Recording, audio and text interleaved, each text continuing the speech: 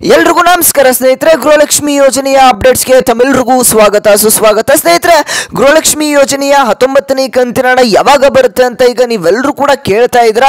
ಇನ್ನು ಕೂಡ ನಿಮ್ಮ ಖಾತೆಗಳಿಗೆ 19ನೇ ಕಂತಿನ ಹಣ ಬಂದು ತಲುಪಿಲ್ಲ. ಈಗಾಗಲೇ ಹಣ ಬಂದು ನಿಮ್ಮ ಖಾತೆಗಳಿಗೆ ಜಮಾ ಆಗಬೇಕಾಗಿತ್ತು, ಆದರೂ ಕೂಡ ಈ ಒಂದು 19ನೇ ಕಂತಿನ ಹಣ ಬಂದು ತಲುಪಿಲ್ಲ ಅಂತಾನೆ ಹೇಳ್ಬೋದು. ಯಾಕೆ ಈ ಒಂದು 19ನೇ ಕಂತಿನ ಹಣ ಬಂದು ತಲುಪಿಲ್ಲ, ಯಾವಾಗ ನಿಮ್ಮ ಖಾತೆಗಳಿಗೆ ಈ ಒಂದು ಹಣ ಬಂದು ತಲುಪುತ್ತೆ ಅನ್ನುವಂಥ ಕಂಪ್ಲೀಟ್ ಮಾಹಿತಿಯನ್ನು ಈ ಒಂದು ವಿಡಿಯೋದಲ್ಲಿ ತಿಳಿಸ್ಕೊಡ್ತಾನೆ.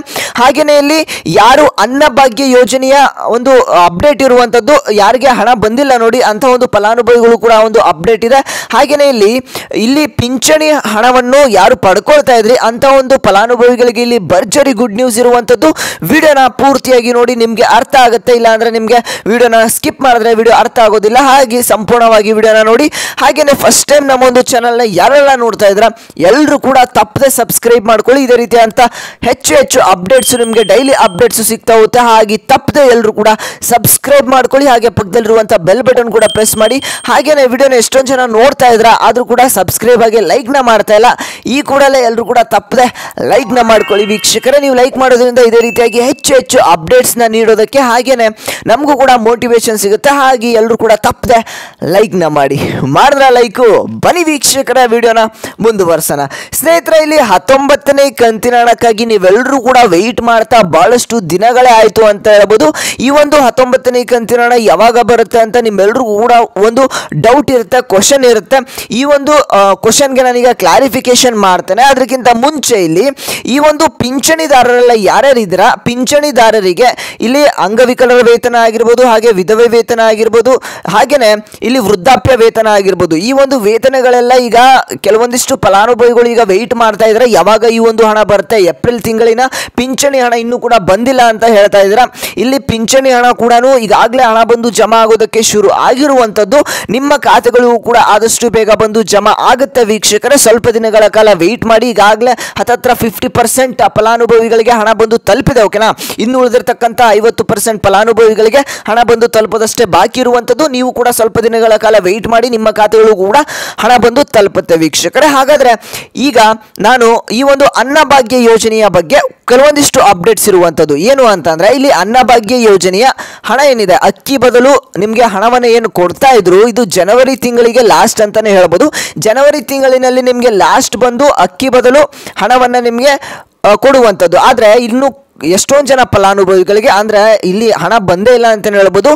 ನಿಮಗೆ ಈ ಒಂದು ಅಕ್ಕಿ ಬದಲು ಹಣ ಏನಾದರೂ ಜನವರಿ ತಿಂಗಳದು ಬಂದಿದ್ರೆ ತಪ್ಪದೆ ಎಲ್ಲರೂ ಕೂಡ ಕಮೆಂಟ್ ಮಾಡಿ. ನಿಮ್ಮ ಒಂದು ಜಿಲ್ಲೆ ಯಾವುದು, ನಿಮಗೆ ಯಾವ ಕಂತಿನ ಹಣ ಬಂದಿಲ್ಲ, ಹಾಗೆ ಈ ಒಂದು ಅನ್ನಭಾಗ್ಯ ಯೋಜನೆಯ ಅಕ್ಕಿ ಬದಲು ಹಣ ಬಂದಿದೆಯಾ ಬಂದಿಲ್ವಾ ಜನವರಿ ತಿಂಗಳದು ಅಂತ ತಪ್ಪದೆ ಎಲ್ಲರೂ ಕೂಡ ಕಮೆಂಟ್ ಮಾಡಿ. ಯಾಕಂದರೆ ಎಲ್ಲ ಫಲಾನುಭವಿಗಳು ಕೂಡ ಕೇಳ್ತಾ ಇದ್ದಾರೆ, ನಮಗೆ ಜನವರಿ ತಿಂಗಳಿನ ಈ ಒಂದು ಅಕ್ಕಿ ಬದಲು ಹಣ ಬಂದಿಲ್ಲ ಅಂತ.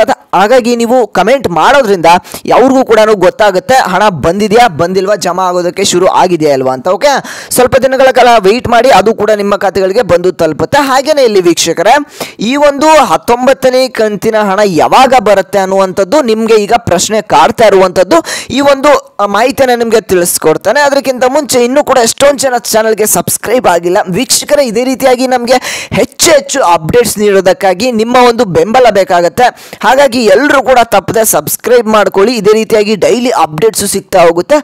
ಸಬ್ಸ್ಕ್ರೈಬ್ ಮಾಡ್ಕೊಂಡ್ರ. ಹಾಗೇನೆ ಈ ಒಂದು ವಿಡಿಯೋಗೆ ಇನ್ನೂ ಕೂಡ ಎಷ್ಟೊಂದು ಜನ ಲೈಕ್ ಮಾಡಿಲ್ಲ ಅಂತ ಗೊತ್ತು, ಬೇಗ ಲೈಕ್ನ ಮಾಡಿ ವೀಕ್ಷಕರೇ. ಮಾಡಿದ್ರ ಬನ್ನಿ ವೀಕ್ಷಕರೇ, ವಿಡಿಯೋನ ಮುಂದುವರ್ಸೋಣ.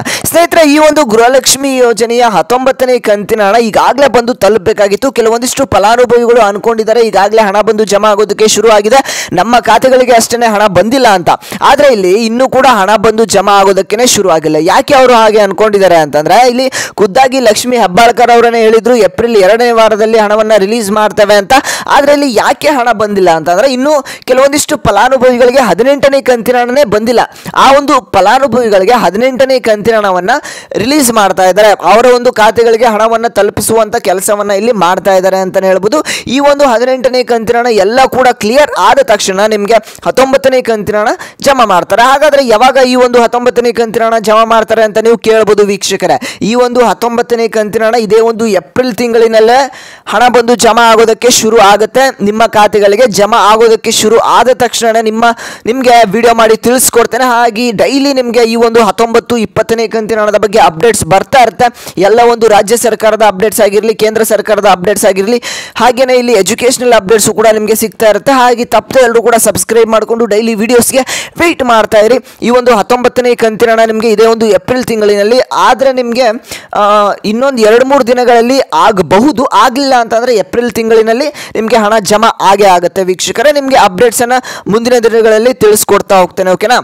ಹಾಗೆಯೇ ಇನ್ನೂ ಕೂಡ ಚಾನಲ್ಗೆ ಸಬ್ಸ್ಕ್ರೈಬ್ ಆಗಿಲ್ಲ ಅಂತಂದರೆ ಸಬ್ಸ್ಕ್ರೈಬ್ ಮಾಡ್ಕೊಳ್ಳಿ. ಎಷ್ಟೊಂದು ಜನ ಇನ್ನೂ ಕೂಡ ಸಬ್ಸ್ಕ್ರೈಬ್ ಆಗಿಲ್ಲ ಅಂತ ಗೊತ್ತು, ಬೇಗ ಸಬ್ಸ್ಕ್ರೈಬ್ ಮಾಡ್ಕೊಳ್ಳಿ.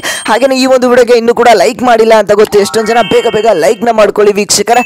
ಮಾಡಿದ್ರೆ ಲೈಕು. ಹಾಗೆಯೇ ಈ ಒಂದು ವಿಡಿಯೋನ ಪ್ರತಿಯೊಂದು ಗೃಹಲಕ್ಷ್ಮಿ ಫಲಾನುಭವಿಗಳಿಗೂ ಕೂಡ ತಲುಪೋ ಹಾಗೆ ಶೇರ್ ಮಾಡಿ, ಅವ್ರಿಗೂ ಕೂಡ ಹೆಲ್ಪ್ಫುಲ್ ಆಗುತ್ತೆ ಅಂತ ಹೇಳ್ತಾ ನಾನು ಮತ್ತೆ ಮುಂದಿನ ಒಂದು ವಿಡಿಯೋದಲ್ಲಿ ಸಿಗ್ತೇನೆ ವೀಕ್ಷಕರೇ.